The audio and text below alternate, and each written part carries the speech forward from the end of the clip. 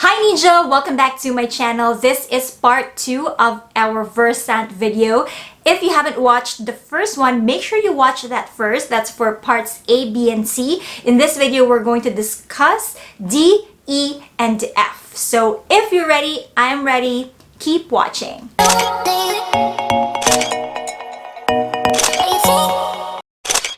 Part D is sentence builds. The difficulty level of this is 4/5. This is when things get a little bit more difficult.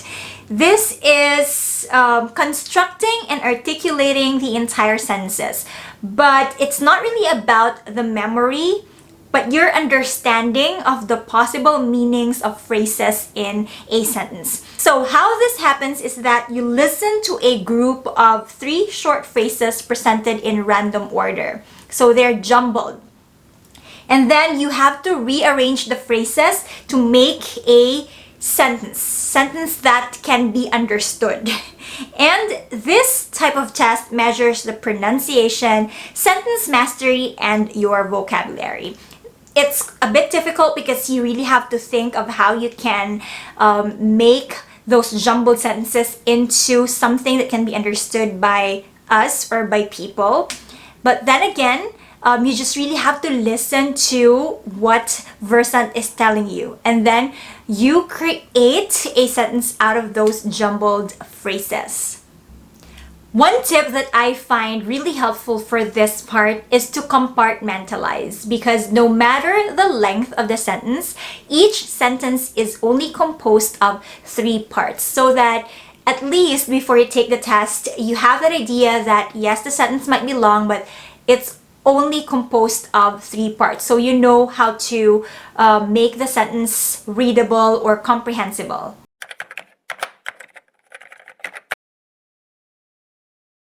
Part D, Sentence Builds. Now please rearrange the word groups into a sentence. For example, a voice says, was reading, my mother, her favorite magazine. and you say, My mother was reading her favorite magazine. Very old. Is. This house. This house very old. For her birthday, I sent my mother some flowers. I sent my mother for her birthday some flowers. For $8,000, he had sold his small farm. He had sold the farm for $8,000. In his direction, I looked. For a second. I look in direction for a second. For part D, this is what I mentioned earlier, that each sentence only has 3 parts no matter how long it is. This way, you can compartmentalize or divide the sentence in your head, and it will be easier for you to rearrange it. Of course, you won't read this in an actual test because you'll have to listen to it, but at least you have an idea of how it works.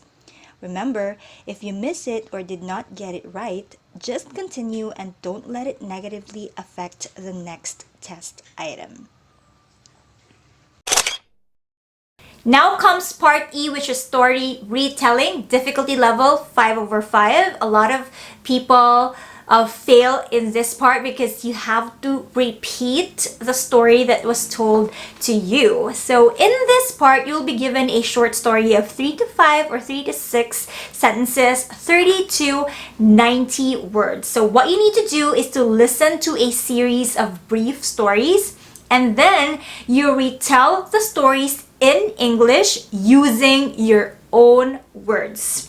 This part of the exam measures fluency, pronunciation, sentence mastery, your ability to listen and understand, and your vocabulary. You have 30 seconds to respond to each. One tip that you can remember is to note the sequence of the story and then understand. Another is tell as much as you can, like the situation, the characters, the actions, as well as the ending. So when you're telling a story, you have the character, right? You also have the setting, you have the goal, and you have the ending. But one good thing about this is that you don't have to memorize the story. You have to retell it in English using your own words.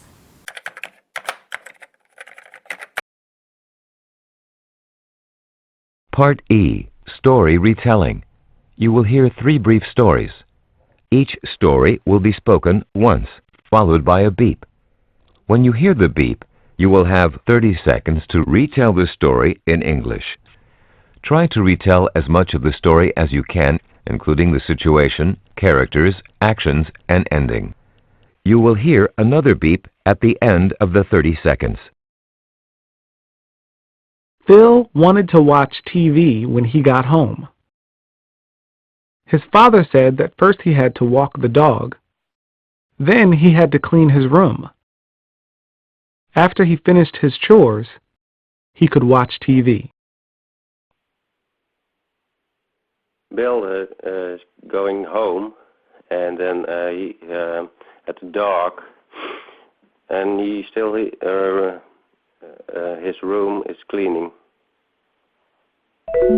Now for part E, just imagine you are retelling the story of a recent English movie you watched.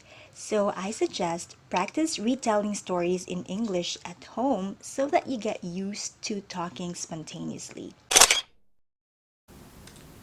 Part F is answering open-ended questions. Difficulty level 5/5 because you really have to compose your own sentences in this case. So how this works is that each question will be spoken twice and then followed by a beep. When you hear the beep, 40 seconds will be given for you to answer the question.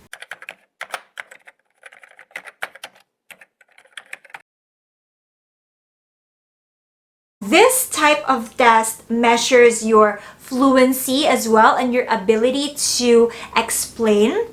It also looks at your pronunciation, not even so much about the grammar, but your intonation and how conversational you are, as well as your mastery of sentences. If you can't stretch it anymore to 30 seconds, then it is okay to just say anything that you want to say as long as it's still relevant to the question at hand. A lot of people will say that you can just recite anything even though it's not related to the question. And you can even recite the Lord's Prayer. A lot of people say that as a tip, but it will be kind of awkward or embarrassing when you are in a test area where the HR or interviewer or the personnel is listening to you. You might be asked to stop because you're essentially cheating your way to passing that examination. Well, it's okay if nobody's listening to you.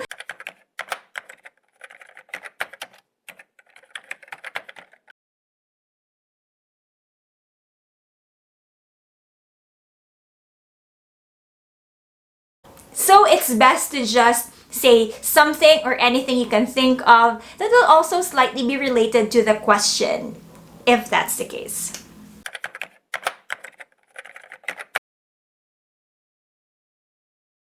Part F, Open Questions. You will hear 2 questions about family life or personal choices. Each question will be spoken twice, followed by a beep. When you hear the beep, you will have 40 seconds to answer the question. You will hear another beep at the end of the 40 seconds. Given a choice, would you like to live in a large city or a small town? Please explain why. Given a choice, would you like to live in a large city or a small town? Please explain why. I want to live in a large city because you have much more shopping centers, and you have much more people in there, and you can, yes, I don't know, I live in a big city, And yeah, that's very fine. And yeah, in a small town, I don't know. I don't live in a small town.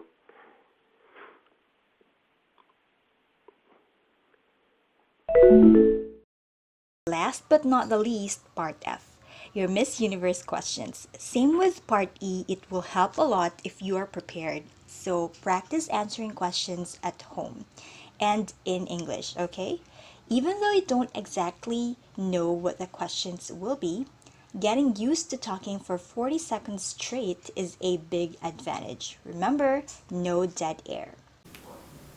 General tips for the entire Versant examination. Number 1, don't stop talking. You can pause, but don't ever stop talking, because when you stop, that will be dead air. And dead air is the number 1 thing that you should avoid in this exam. Otherwise, you might fail the examination. Number 2, it is best to sit far from the people on that same test area. If you're taking the test with other applicants, choose a place where you can concentrate and focus on the examination. For sure, you will get distracted when you can hear other applicants also answering or taking the Versant exam, or you're in a location where it's very distracting. If possible, you can ask the HR personnel or whoever is administering the exam to put you in a place or in a location where you can really concentrate or focus. Next is manage your pace. If you can, talk a little bit slower than normal,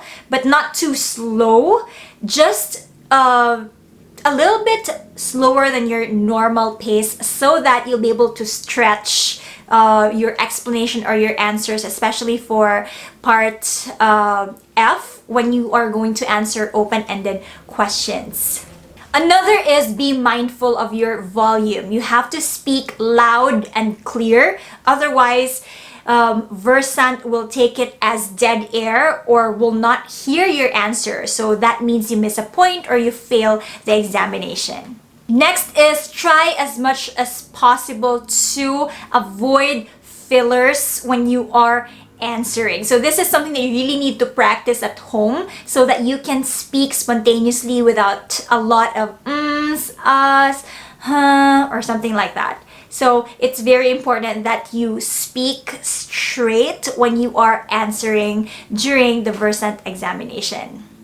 And my last tip is a personal one. I really feel that when you are taking this exam, it's very important that you are comfortable, you're calm, you're relaxed, and you are ready. Because when you're just put on the spot and you're answering this exam, there will be a tendency that you'll panic because it's something that you're not used to. It's the first time that you've heard about it. But if you're watching this right now, then I commend you, because you are indeed preparing for this examination. And as long as you prepare, for sure you have a high chance of passing or nailing or even acing your Versant examination. And as a final reminder, even though you don't have the best American accent, doing your best to sound neutral and understandable will help a lot. Your pronunciation also matters, because again, that's how Versant will understand you better. This means that Versant cares less about your grammar, so you don't have to worry and think about that during the exam. That's about it for this video. I really hope I was able to enlighten you and give you tips about the Versant examination. I wish you all the best in this exam. Go ahead and nail it, practice, and I will link below some of the recordings that you can listen to so that you can practice at home. And if you like this content, don't forget to like, share, subscribe if you haven't yet, and I'll see you again on my next video.